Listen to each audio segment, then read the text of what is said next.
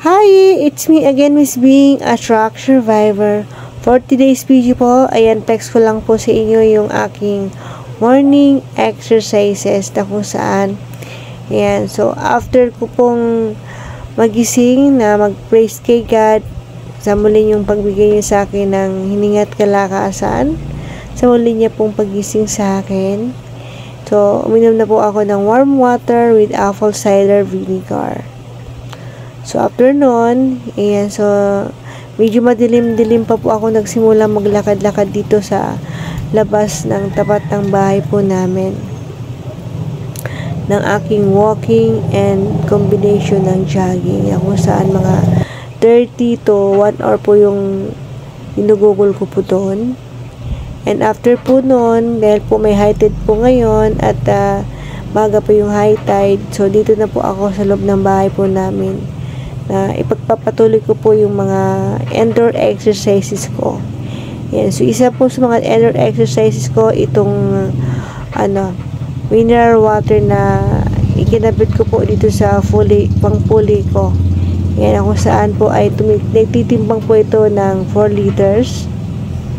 Yan, so, I'm so thankful kay God kasi, as you can see po, yung aking buong kamay, yung aking buong braso po ay kaya ko nang hilahin itong 4 liters na tubig na to, na kung saan ay dati po yung shoulder ko po yung talagang masakit, sobrang sakit. Di biro po yung pinagdaanan ko po sa mga exercises ko po dyan sa shoulder ko.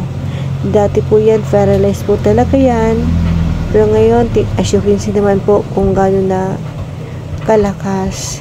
And, syempre, dahil po yan sa, syempre, yung eagerness natin sa mga ginagawa natin sa pag-exercise, eh, syempre, dahil sa blessing ni God na tayo ay unti-unti niya binabalik yung ating dating lakas, ang ating dating sigla ng katawan natin.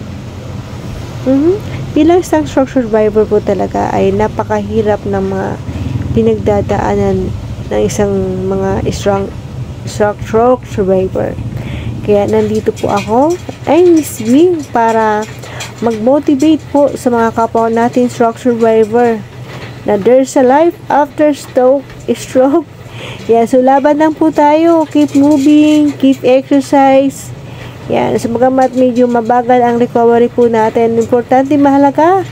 Yan, keep on moving tayo. Kasi, pag hindi po tayo gumalaw at hinayaan natin na ganyan na lang po tayo, mas lalo po tayong panghihinaan ng loob, panghihinaan ng katawan hanggang sa dumating po na manigas yung katawan natin. Manigas kasi pag was na hindi po tayo nakakapag-exercise, titigas po yung muscle po natin.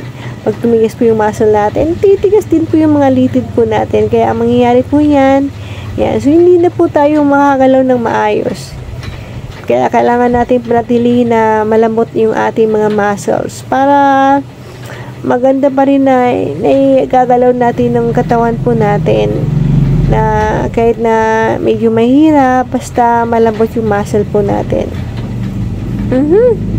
Kaya araw-araw po tayo mag-exercise. Kahit na nakaupo ka lang, kahit na nakahiga ka lang, marami mga video po akong mga ina-upload, sinishare po dito sa aking page ng mga exercises para makatulong po sa atin na ma-relax po lang lagi ang katawan po natin. Kasi ang exercise po sa bilang isang stroke survivor ay nakaakibat na sa atin yung pag-exercise. Kasi ang through this exercise po ay talagang malaking tulong po sa atin to. Kasi unang-una, ayan, so nakakapagpasigla ng katawan po natin. Yung simpleng paglalakad-lakad po lang natin sa labas ng bahay natin, habang tayo ay nasisikatan ng araw, lalo na napaka-best way na pag-walking natin is yung pagising natin sa umaga. Kaya, malaking tulong po yung exercise po natin sa recovery natin. Kasi, una, yan, relax po yung mga muscle po natin, naging maayos po yung circulation ng dugo po natin, and syempre po, ayan, sumisigla yung katawan natin, kaya keep on exercise lang po tayo. Huwag po tayong panghinaan ng loob. Sasabihin natin, kaya nga ni Miss Bing, syempre kaya ko din, di ba? Kaya bilang isang stroke survivor, sabi ko kay Lord na mula noon pa, nung time na talagang hinang-hina pa ako, kakalabas ko lang ng hospital. Talagang nag-pray talaga ako kay God. Sabi ko, Lord, I'm so sorry po. I'm sorry kasi napabayaan ko yung katawan ko po na binigay niyo sa akin. Hindi ko po naalagaan na mabuti yung health ko, kaya ako nagkasakit ng ganito. At never ko pong sinisi si God dahil po sa mga nangyari sa buhay ko. Bagamat tumingi po ako sa kanya ng sorry, tapos after po nag-sorry po ako sa kanya, humingi po ako ng guidance para sa kanya. Sabi ko, Lord, dahil po binigyan niyo po ako ulit ng pagkakataon na muling ipagpatuloy yung buhay, and dahil po dyan, buong puso po akong pinupuri ko ikaw at pinapasalamatan sa pagpapalang ibinigay niyo sa akin. I promise po, sabi ko sa kanya, I promise po, Lord, na I do my best as I can. Ang hindi ko po kayang gawin, kayo na po bahala.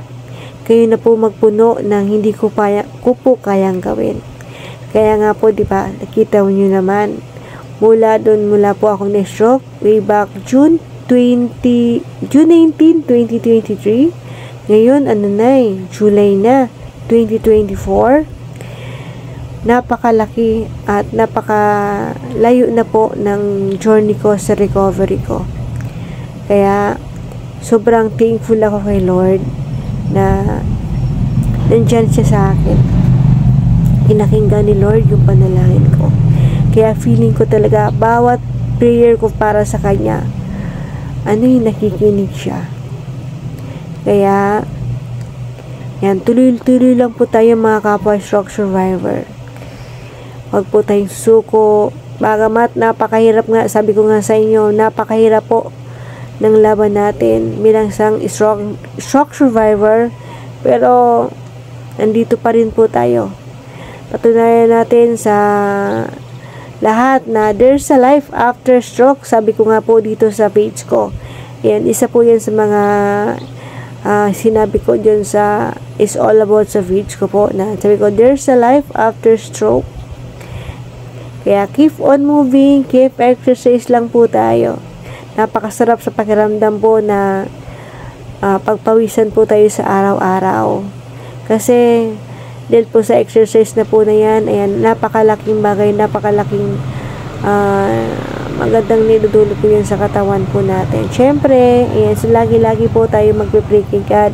Sa tuwing araw-araw po tayong muling ginigising niya, binibigyan tayo ulit ng pagkakataon ng pag-asa na mas maganda po rin ang buhay, na nabubuhay pa rin tayo dito sa buong mundo. Kasi para po sa akin, napakalakas ng motivation ko sa sarili ko, na sabi ko kay Lord na may dahilan si Lord kung bakit ako bigyan ulit ako ng pagkakataon na ipagpatuloy po ang buhay. Meron ako ditong mission. So naisip ko po, ang siya sa mga mission na ibibigay sa akin ni Lord is all about how to motivate mga kapwa stroke survivor na there's a life after stroke. Kaya nandito ako para mag-motivate po sa inyo mga kapwa stroke survivor, na yung iba natin mga kapwa stroke survivor talagang medyo mahina pa, talagang malamya pa talaga sila kasi medyo po malala yung damage ng brain po nila, kaya ganon. Pero bagamat ganun sila, ayan, so wag po tayong mawala ng pag-asa kasi only God na ang makakapagpagaling sa atin. Asamahan po natin ng gawa. May kasabihan nga na, di ba, yung tulad po ng isang magulang at ng anak, na kung saan sabi ng anak ay, Mama, bibili ako ng, halimbawa, bibili ako mama ng, mag-iipon ako mama, bibili ako ng cellphone kasi iyon na ngayon uso ngayon, di ba? So ngayon nakita mo ng anak mo na meron dalang empty bottle na lagayan ng pera na kung saan yung anak mo ay nag-aaral. Mama, sabi niya, yung iba kong baon dito ko ilalagay kasi para makapag-ipon ako para pambili ko ng cellphone.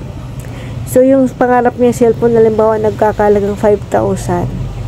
Syempre, nakikita mo yung anak mo, lagi siyang nagulog dun sa alkansya niya na talagang nilalaanan niya ng budget dun na galing sa baon niya. So, habang tumatagal, padami yung iniipon ng anak ko hanggang sa dumating yung time na konti na lang yung yung kailangan kong bunuin para mabili ko na yung cellphone, ganon. Siyempre, kung halimbawa ikaw naman magulang, mayroon kang budget, hindi mo nahihintayin na okay na yun ng anak mo, di ba? Kaya ganon din tayo kay God na kung saan ay kung hindi kaya natin gawin, ipupunan na lang ni God para yun sa atin. Basta keep on moving lang po tayo. Keep exercise. So anyway, don't forget to like and share and follow for more. This is aking Facebook page.